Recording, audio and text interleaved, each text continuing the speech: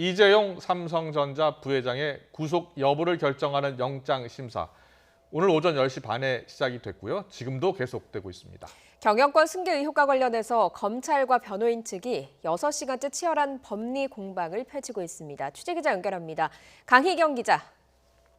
네, 서울중앙지방법원입니다. 네, 이재용 부회장에 대한 구속영장 심사 아직도 계속되고 있다고요? 네, 이재용 부회장 등 3명에 대한 구속영장 심사는 오전 10시 반부터 시작돼 지금까지 6시간 가까이 이어지고 있습니다.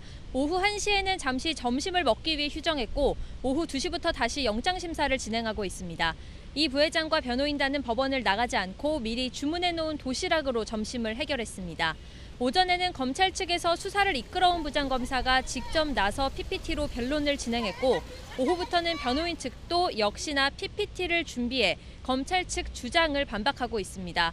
심사를 앞두고는 검사 등 8명이 관련 자료를 한가득 든 채 법정으로 들어가는 모습도 확인할 수 있었는데요.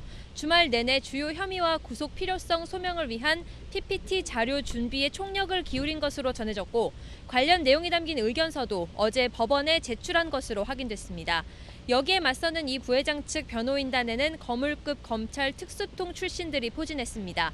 삼성전자 법률 고문을 맡은 최재경 전 청와대 민정수석의 지휘 아래 변호인단 10여 명이 방어에 나섭니다. 이동열, 김기동, 최윤수 변호사 등 특수통 출신들이 포함됐습니다. 오늘 영장심사에선 고등법원 부장 등을 지낸 판사 출신 변호인단이 검찰 공격에 맞서고 있는데요. 전주지법 법원장과 서울고법 부장 등을 지내고 한때 대법관 후보로도 거론됐던 한승 변호사도 선임돼 영장심사에 참석했습니다. 이 부회장 측은 이례적인 호소문까지 발표하며 대응 논리 준비에 주력한 것으로 알려졌습니다. 관련 수사가 1년 7개월가량 이어져 온 만큼 검찰이 법원에 제출한 수사 기록만 무려 400건, 20만 쪽 분량에 달합니다. 이 때문에 오늘 피의자 신문 역시 일과 시간을 넘겨서야 끝날 것으로 보입니다. 네, 수사 기간이나 자료만 봐도 굉장히 방대한 분량일 것 같은데 주된 쟁점 정리해 주시죠. 네, 우선 이 부회장의 원활한 경영권 승계 작업을 돕기 위해 삼성그룹이 진행한 작업들이 중대한 범죄에 해당하는지 또 이 부회장이 여기에 연루됐는지가 주된 쟁점입니다.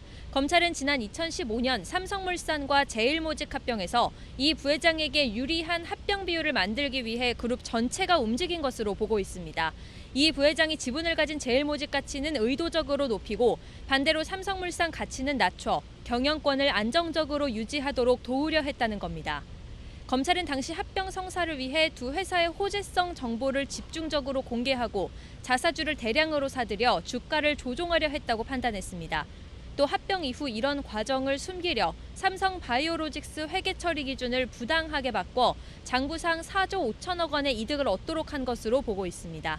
삼성의 옛 컨트롤 타워인 미래전략실이 이를 주도했는데 검찰은 이 부회장이 주요 사안을 보고받거나 지시를 내린 것으로 판단했습니다. 구속 여부 판단의 주요 근거 중 하나인 증거인멸 우려도 쟁점이 될 것으로 보입니다.